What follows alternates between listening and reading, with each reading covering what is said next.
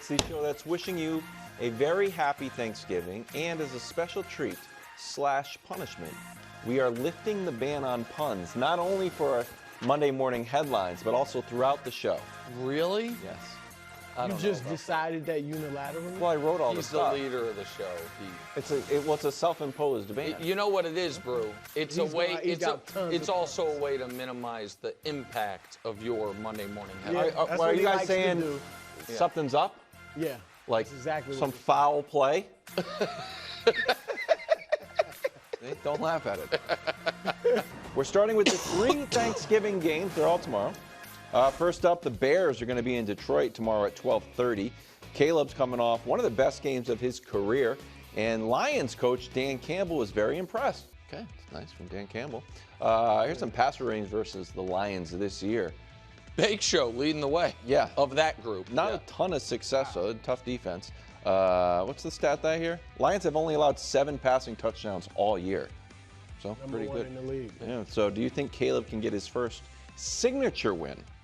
Yeah, well, because this would be that. We all agree that if on a game that'll be one of the 5 or 6 most watched football games of the entire regular season, that what to me is a super marquee Thanksgiving game when the Lions historically have not always had a marquee Thanksgiving game. I understand it's a 10-point line, so it doesn't feel like it should be a good game, but I think it will be. I think the point spread's too big. I think that it is a little noteworthy that Dan Campbell, for all his success in Detroit, has never won on Thanksgiving. I'm sure he knows that. I think his point about Caleb Williams, I'll reiterate that in a moment. And also, last year, when the Lions were flying high, not quite as high, they had 2 losses instead of 1 going into Thanksgiving. What happened? Jared Goff's tiny hands made an appearance for the whole world to see. And it was not 1 fumble. Oh, the ball slipped out. Oh, no. That really got the game going for Green Bay. Not 1 fumble. That should have been an incomplete pass in my book. Well, they replayed it. Not 2 fumbles, which was this one. I'm not sure if you're going to say that he should have been down by contact. But a hat trick of fumbles, a hat trick of lost fumbles. And so I think that is bouncing around in Jared's brain. And then there is this point that Dan Campbell made, and I will reiterate. Caleb Williams, the last 2 games, that was his sample, not mine, so Wiles doesn't yell at me. That's true. Only Jared Goff actually has more total yards. He's playing great. The only reason that passer rating isn't higher is because it is only the 2 touchdown passes. And so I say all that to say this. The Bears are better than a 4-win team. I think they probably should have 5 wins right now, maybe 6. To say the Hail Mary, the blocked field goal, the loss in overtime, could have won any of those. 2 of their wins they could have lost. So you know what I mean? I think that you replay these first 11, they're probably 5-6 or 6-5. Everyone is going to have the Lions in a money line parlay. I think the Bears shock America and Caleb gets his first signature win. Hard to win 10 in a row, Wilds. It's hard to win 10 in a row. True.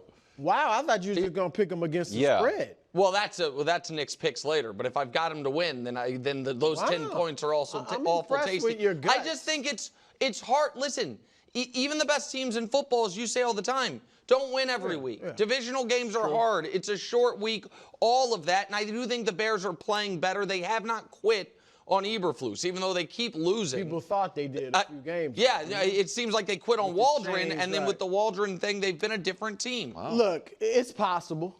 I'm not picking them like Nick. I got Detroit winning this game, but I agree with Nick. They've won 9 straight. Yes. They're due for a loss. Yes. And Chicago has lost 5 straight. They're due for a win. And honestly, the Bears are a solid team. Yeah. And I'm not even saying this as a knock against Caleb, because he's a rookie and you expect it to be up and down. But outside of the up and down play of the quarterback, and the offensive line has struggled, obviously, but that defense is legit. But it hasn't played up to its standard. They're averaging 19. They're allowing 19 points a game. That's a good defense, and they're good solid against the run and the pass. They're not that solid against the run, bro. I think they give up 130 yards a game. Yeah, I think I don't think they're terrible against either the run or the pass. So I think the defense. I think they're middle of the pack defensively, which they're is not a little like a disappointing. joke. Like you just look at it and say, "Oh, we're going to run on them, or we're going to throw it all day on them." So I think the defense is solid. And one of the things Caleb has struggled with is pressure. That's unquestioned. Detroit doesn't really get pressure without Aiden Hutchinson there. They don't get a ton of pressure on the quarterback. Last week, they had no sacks against Indianapolis, whose offensive line was kind of in disarray. And so if Caleb doesn't have to deal with pressure, we know he's got weapons. I'm not picking them. But I wouldn't be floored if they pull. Well, I'm just trying to make a case that an upset is possible. Can I add 1 point to it before you go? Yeah, sure. The degree of difficulty these two teams very recently. The last two games for Chicago, they have played Green Bay and Minnesota. Yep. Two excellent teams, two playoff teams. They've played them down to the wire, right? The last two quarterbacks that Detroit has dealt with is McCorkle Jones and Anthony Richardson, who had, somehow, once again, his box scores are just the greatest. 11 completions, 170 passing yards. Just like and so they have, the Lions haven't had a tough game recently because they've been blowing teams out. Also, I think that they have been playing two incompetent offenses, particularly the Jags without the Prince, while the Bears. Okay, well, no, they weren't scoring 6 points a game with the Prince. Look at facts better. And while the Bears have been playing teams, in my opinion, close to the Lions' caliber. And playing them down to the final play of the game or overtime. I do think that's relevant. To your point about Caleb, look, I thought Brian Flores' defense would fluster him. Yes, and he was fine. He played his best game of his career, maybe. So, yeah, I think the Vikings defense, I'm saying there's a chance. That's where Vikings defense has faded a little bit, but I agree with you going into that game. Yeah. Those are all very good points. You think almost the Lions are going to run all over them? But I think they're just going to run like crazy. They've scored a rushing touchdown. What's my stat here? They got a great 22 straight games. It's the third longest. I don't think they're really going to be able to stop it. I think the short week is going to benefit the Lions. And attitude-wise, I think Dan Campbell's like, ooh, national stage, time for the Lions to get some reputational capital. Don't you think they already have that? Not enough. Okay. Not on Thanksgiving. That's true. They never won on Thanksgiving. Yeah, I think there are NFL fans, obviously, who know the Lions are good. But now it's a time for your aunt to be like, wow, the Lions. Does your grandmother know they're good? Well, You are right about that, Wiles. Well, I don't know. It depends. My grandma doesn't know much on A few years ago, I was lobbying for the Lions to be taken off Thanksgiving. I know you were. I was tired of seeing them on Thanksgiving. Yeah, but this is why you got to stick with it. Yeah, absolutely. I'm good. We got breaking news from Dusty. What's that? The Cowboys line is down to even 3. Wow. Oh, okay, down to 3. I thought you were saying down to even. Yeah. No, down to an even 3. I think it was at 3.5. Yeah. 4 o'clock on Fox. This game is Cowboys are favored just by a field goal, and they take on. Here's the tricky part: Drew Lock, probably. Not probably, definitely. And that's why it moved, because Lock is better than Tommy DeVito. I mean, he's not as comical, but he's better. And so the Giants it's bad for the Cowboys that DeVito got hurt. Yes. Because Locke is a more competent quarterback. And Locke's ready to go. Oh, yeah. He's like, I'm not He was angry that he wasn't the backup. He signed there thinking he was fighting for a starting job and ended up getting displaced by DeVito. Oh, okay. Can we slow down on the Drew Lock praise? No. Okay. He's better than Kyle Trask. He's better than Tommy DeVito. That's all I said. I was about to say Danny DeVito. Yeah. He's better than Tommy DeVito. That's it. Yeah. Stop it right there. Okay. All right. You guys are going on like he's about to put on a show. The line moved 1.5 points from the open to this, and I think it's on the Drew Lock news. That's all I'm saying. Who do you have in this game? The question was Dallas alive with a win, but now we got this Drew Lock news. I got the Cowboys winning the game, but no. There has been such an overreaction to the Cowboys beating. I get it. Washington's a playoff team as we speak, but they are a cascading playoff team. They are descending just as it seems like all of Cliff Kingsbury's teams do. He's the OC, middle of or second half of the season. And they've lost 3 straight. Obviously, they have a rookie quarterback who may be hitting some type of rookie wall. But no. And here's the deal. When I look at the last 5 games, because I expect the Cowboys to win, last 5 games, though, 4 of them, I think I will pick the opponent. Cincinnati, I'm taking. Tampa Bay, I'm taking. Philadelphia and Washington again, second time of the year. For Washington, it could be for a playoff spot. The only one you're picking is them to beat Carolina. And Carolina's playing okay recently. Yeah. I mean, seriously. Yeah. So, no, they're done. Finished. Okay. So, on Monday, I guess it would have been Monday, tried to craft the narrative that I think is in play, unlikely but in play, that Dallas could catch Washington. I think that's possible. That because Washington, where is the bottom for Washington? Right. And Cincinnati, I agree with you, Brew, about definitely picking Cincinnati over Dallas if Cincinnati wins this week. So if Cincinnati loses this week, I think they might let go of the rope. Yeah, you know what I mean? So that to me is a big, Cincinnati I do think is better than Dallas, but they might just be like, you know what I mean? We're 4-8 and our season's over, and that's a game they lose. And so I think it's possible if Washington falls apart, Dallas could catch them. It's not really possible that, though, results in a playoff berth. Because here's the part of it that really works against Dallas. And we can show you the NFC standings. The key here is the teams that are sitting at 5 or 6 wins, 3 of them, Arizona, the Rams, the Niners, they're all in the same division. And that division, the NFC West, has 5 divisional games left, which means it has 5 divisional wins left. Those teams, by definition, one or 2 of them is going to get a couple more wins because they play each other. You don't think they could split that up, though? No, I mean, when you look at it, even if you do, can we put that back up for a second, Dust? Even if they split that up and you just give one extra, again, there's 5 games. So Seattle's not on this graphic because they're winning the division right now. So those teams are going to get definitively extra wins. They can't all fall apart. The Cowboys need teams that are going to be playing each other to all fall apart. That's the problem. Like, it's a Saints-Bucks thing as well. Mm-hmm. I don't think the Saints and the Bears are like if Dallas were to win out. Oh, I agree with you. I don't think they got to worry about the Saints and the Bears. They don't, but their only path, the only path for them is to win out.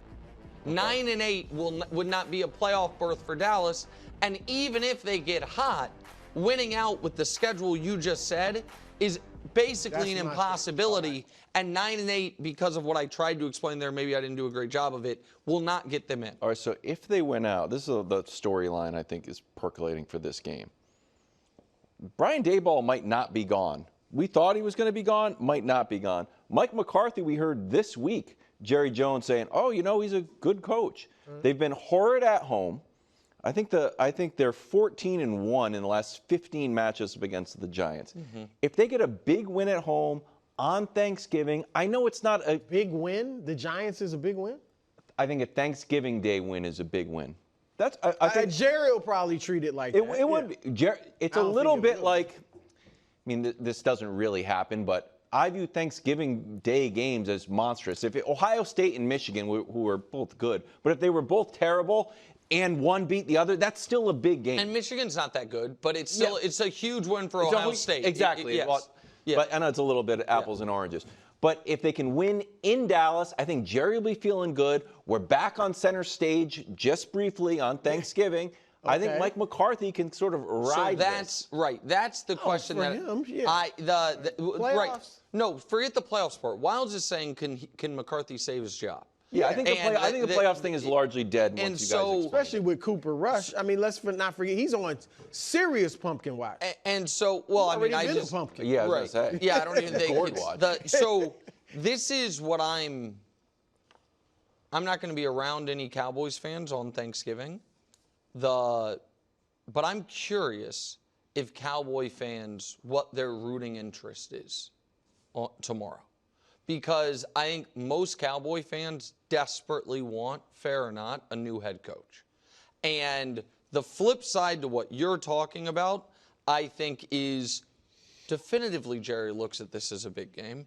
I think one of the things that makes Jerry the happiest in the world is that the highest rated television football game every single year of the regular season is the Cowboys Thanksgiving game. And by the way, I don't care what the records of these two teams are. I would bet money that's going to happen again. This will be the highest. More people will watch this football game than any game until the playoffs begin. If the Cowboys lose to the Giants, is that unofficially the end of the Mike McCarthy tenure? I think the answer to that is yes. That's so. Giants without, I mean, again, not that Daniel Jones is great, but without their starting quarterback. The Giants without their starting quarterback in a game in Dallas, and it would be another home loss for the Cowboys. A huge home loss. 6 at home. I can see it. Game starts at 4. His son's going to be in people's eyes. Just quickly, between Drew Lock, ready to go, I think Dayball, who's trying to save his job, is going to be like, you know what? I can work with superstars. Malik Neighbors is going to get the ball early and often. Secondary. So you like the Giants? I kind of like the Giants. Or if the Cowboys win, I like Mike McCarthy to be the coach next year. Really? Yes. So if they win that game and just lose the what is it, 4 of the 5 games I said they were going to lose. That would be you'd have they them lose finish 4 of the 6 5. They'd have to win one more. Win one of those. He's saying if they finish 7-10, which I think you would think is very plausible. It's possible. Yeah.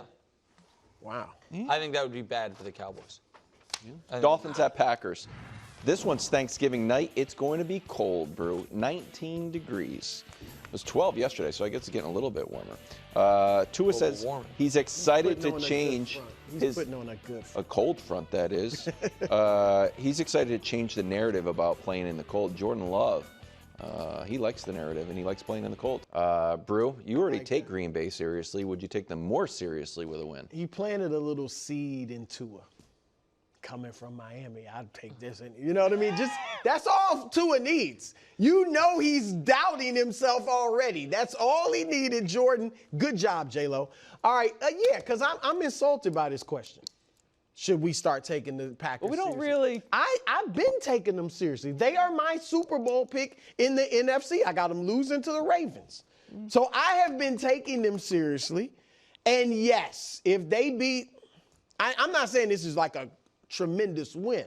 Dolphins are hot, though. They're hot, but they haven't beaten any winning. They're 0-3 against winning teams. They're in the cold weather.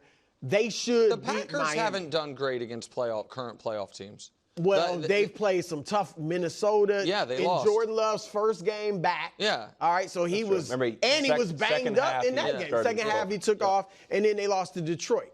But I definitely time to take them seriously. For those that didn't take them seriously at the beginning of the season, like me, when they won 2 games, 2-0, with Malik Willis at quarterback, and very little threat of the forward pass, that's when people should have been taking them seriously. So here's because Josh Jacobs, Nick. I mean, he's not Saquon or Derrick Henry, but that dude is he's the bronze medalist for running back acquisition. Yeah. You know what I mean? Like, and would have been the gold. Tony Pollard. Tony Pollard's, you know what I mean? That would be an honorable mention. Okay, sure. So listen, I think it's impressive that they're 8-3, and I don't think have played their best football. You know what? And so I will give, and I think that's a Matt LaFleur stat. You know what I mean? And a coaching stat, so to speak. And if you look at their ranks across the board, they're good and not, you know what I mean? That to me is the definition of a solid team. Solid. You know what I mean? Like they're good to very good at everything, bad at nothing, excellent at nothing, right? Like that's the way I read that graphic. And to me, they do not have. I'd say excellent at rushing. Okay, sure. All right, that's fair. But you're correct. But they don't have, take quarterbacks out of it, the roster talent of Detroit or Philadelphia. They just flatly don't. I think Brew agrees. If you believe in Green Bay, you believe in them because you think their quarterback can overcome that. That he can be better than Goff, better than Love. And I think that's I don't know if I believe that, or did I say Goff? Yeah, better than Hurts. Sorry, better than Goff, better than Hurts. Pardon me. I think you take him over Hurts. Right. I don't think that's an outrageous opinion. I don't know exactly where I land on it. The question for Jordan Love is twofold. One is, he has 48 yards rushing this year. So that's just totally gone from his game. Last year, 250 yards, 4 touchdowns because of the injuries. Yeah. The other one is if we can show the Jordan Love hot streak versus the rest of his career, and this is the question for the Packers, or for him, and how good are they, whatever. Right. That left-hand column, was that a sign of what he can be, not quite that good, but at his best? Or was it just a hot streak? You know, it was, and so if 21 and 1. He's one of 4 quarterbacks this year, Lamar, Burrow, and Baker, and him, averaging 2 touchdowns a game, passing. Yeah. He's a little reckless, there's no doubt, with the interceptions. But he's one of 4 quarterbacks throwing 2 touchdowns. There's a lot of touchdown passes. Also, the only one, if you go through the game log, only one A-plus game all year.